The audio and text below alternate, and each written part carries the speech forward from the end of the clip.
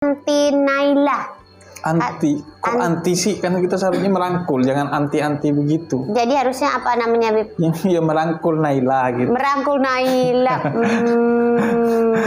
Seorang muslim rajin ngaji, tapi buang sampah sembarangan. Enaknya diapain? Dibeliin tong sampah ya, Bib? Udah paling bener. Beliin tong sampah. Gimana tuh? Terus yang pertama kali masuk ke tong sampah dirinya sendiri. Jadi sampah masyarakat, ngaji, tapi kelakuannya nggak seperti orang ngaji. Nah itu dia. Nah itu makanya kata Nabi adalah khairukum man ta'allamal Qur'an wa 'allamahu. Sebaik-baiknya kalian adalah orang yang membaca Al-Qur'an dan mengamalkan serta mendakwahkannya.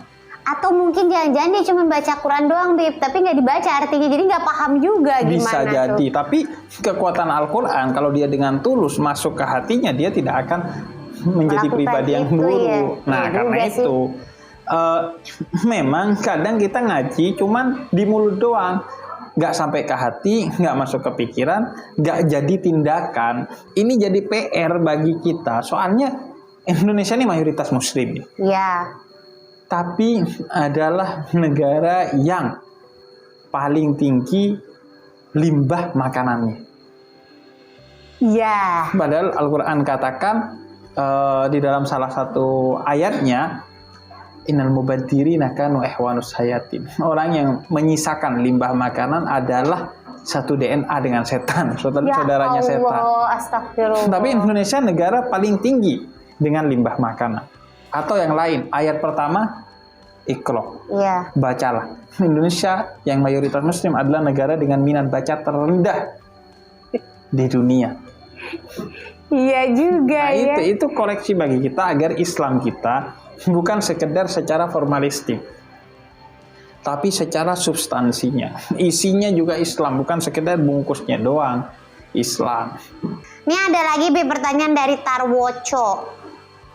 Tarwoco bilangnya dengan memprioritaskan golongan sendiri, apa bisa disebut rahmat alam semesta? Tidak bisa, karena syarat menjadi rahmatan lil alamin adalah kita bukan hanya mikirin diri sendiri, tapi mikirin orang lain. Bahkan kalau kita serius mengikuti Nabi Muhammad, mengutamakan orang lain ketimbang diri sendiri. Suatu hari pernah kedatangan tamu Nabi Muhammad, seorang preman di zaman itu yang namanya Adi ibn Hatim. Sayyidah Aisyah lihat, kok dihormati tamu ini sama Rasul, padahal ini preman. Jangan-jangan Rasul nggak tahu, saking terkaget-kagetnya Sayyidah Aisyah kepada akhlak mulianya Nabi Muhammad, bahkan kepada preman. Dan Nabi Muhammad itu rumahnya sangat sederhana. Sayyidina Umar bin Khattab pernah menangis melihat rumahnya manusia termulia, pemimpin pada saat itu sangat sederhana. Di antara kesederhanaannya, tempat duduknya satu. Tempat duduk itu lesehan dulu. Jadi kayak bantal lesehan gitu. Dari pelepah kurma gitu. Itu ketika Adi bin Hatim datang ke sana, Nabi Muhammad serahkan tempat duduknya kepada Adi bin Hatim, sehingga Adi bin Hatim duduk di tempat duduk lebih tinggi dari Nabi Muhammad yang duduk di pasir. Mendahulukan orang lain ketimbang diri sendiri. Karena kita percaya in ahsantum di anfusikum. Kalau kamu baik kepada orang lain, maka kebaikan itu akan kembali kepada dirimu sendiri. Makanya kata Allah melalui lisan nabinya, kasih yang di bumi, maka kamu akan dikasihi oleh makhluk langit. Jadi sebaik-baiknya orang adalah yang mengutamakan orang lain ketimbang dirinya sendiri, tapi jangan sampai zalim ya. Wah, saya lapar. Kenapa? Makanan saya kasih ke orang semua. Ya enggak juga. Nabi Muhammad itu memberikan semua makanannya kepada orang lain setelah beliau makan. Nggak pernah nyimpen sampai apalagi 7 turunan tuh nggak ada. Iya. Bahkan nimbun gitu nggak pernah. Nimbun nggak pernah. Sayyidina Ali bin Abi Thalib pernah pulang bawa 10 delima dari hasil kebunnya.